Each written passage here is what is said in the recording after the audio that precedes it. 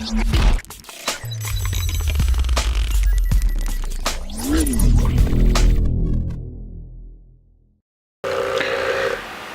ladies and gentlemen, boys and girls. Today, actually, I'm just going to announce that I did have a winner of the Christmas office party, so that one's no longer available. Basically, I had that one actually got won by Whoa Dance Time. And now on to the next thing. Also, just to let you know, we still have the Wolverine still available. And the next two movies I have, actually I want to do two, because I'm actually behind due to rendering times and whatnot. So I'm going to speed up the process a little bit and try to catch back up by dropping two movie codes this video. This time will be Django Unchained, a good classic. And also there's a movie code of The Princess Bride. That one is also available and also an instant classic. Now we'll go on to the video.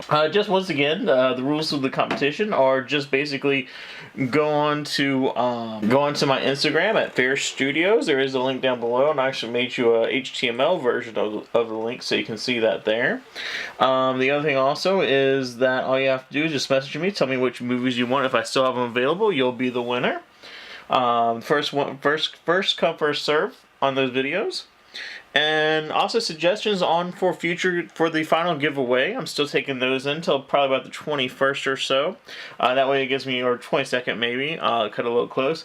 Because these videos are a little delayed due to render time. And now on to the video. Now today actually we'll be talking about the Surface line of laptops. Well, today actually on this video we're actually going to be discussing, is the Surface tablets worth buying? And if so, how's the best way to purchase them, and who are they best suited for? Now, actually on this one, I do have the pin. I don't have it available on me at the moment, because I have it stashed away in my bag somewhere. But basically, the best way to actually purchase these things are not brand new. You get the best deals buying them used from someone else. I will say graphically, they're amazing. They are better at editing 4K than my current laptop, which I'm soon to replace to something better.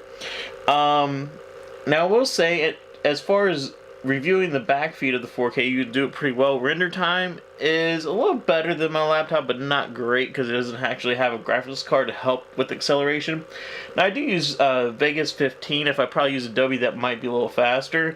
I'll do another video about Sony Vegas 15. Basically, this one actually is pretty good for most gaming. The Planet Coaster does crash occasionally when you have a lot of stuff going on. But for the most part, it does play a lot of good games. House Party, it will glitch out and things like that nature. Now, this isn't really meant for gaming, and I don't really recommend, if you buy one of these, I recommend buying the highest version you can. Basically, this version you're looking at right now, good deal off of a Facebook sale on this one, used. Now, I will say, if you get the Surface Pro 3 or earlier, you do want to buy the current generation charger for it, because they do not charge at... They basically discharge faster than they recharge when they're under load. However, with the current ones, which is I think 65 watts and above, they typically will charge up at the same rate that you're using them, and still charge a little bit. So if you do buy an older one, I do recommend going out and actually paying the extra money to get a legit Surface current generation charger for it. Now, that being said, basically, this was actually the 512 SSD Pro 3. I do recommend the Pro versions. It's got the i7 and 8 gigs of RAM, which is the highest you could get for this particular model. Now, I do say minimally, I would get that for any type of, unless you're just doing some simple browsing or something like that, that's what I would lean towards. You could probably get away with the i5, but... honestly, with these things, since they're so compact, so little space, and they tend to get pretty hot, I don't really recommend anything other than getting the i7 to handle your graphics and things of that nature. Now, visually it's stunning as far as when it actually does, but it will glitch on certain games, even in low settings. It will lag out. Now, as far as the Surface Pro, who is it meant for? Basically, who it's meant for is basically meant for designers and that sort of thing, people that is going to use the pen to draw on, or someone that travels a lot. If you travel a lot to other countries, you don't want to take a big laptop, like a gaming laptop or whatever with you. This will suit your needs. You can't play everything on it, noted, or you might have to turn the settings down to get to run correctly. You might glitch a little bit. But overall, this is a good compromise to carrying a big, bulky laptop with you when you fly across seas and things of that nature. So that's really what I feel is designed for, is travel, lightweight travel, and also for the fact that you can you can do things on the go.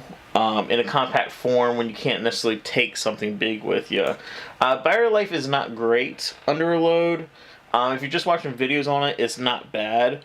But if you start doing anything like really intense, it will die out pretty quickly, and that's the reason why you need to get that bigger charger for it.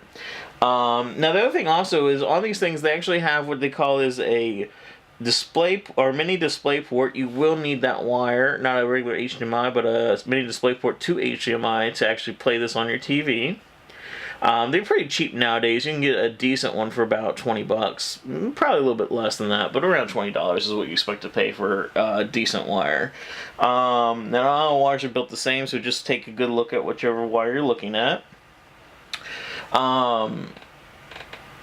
Now, if you were to buy one of these, like I said, I would not buy new. Buy used. You can usually pick them up on Facebook or Let Go or OfferUp. Or this one actually got a great deal because it's set on Facebook for probably about a month.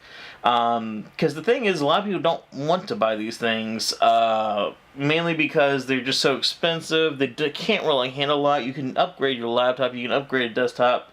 Well, you can upgrade a laptop to a certain extent, but at some point, you're limited on those. But these ones, you're stuck with whatever you have on there. This one I picked up for about $300 with the keyboard, with the pen, and like I said, the top range model now is the Pro 5 versions came out, but that's still a heck of a deal for something that normally costs over $1,000. And that's just my personal opinion on it. Thank y'all for tuning in. I hope y'all have a wonderful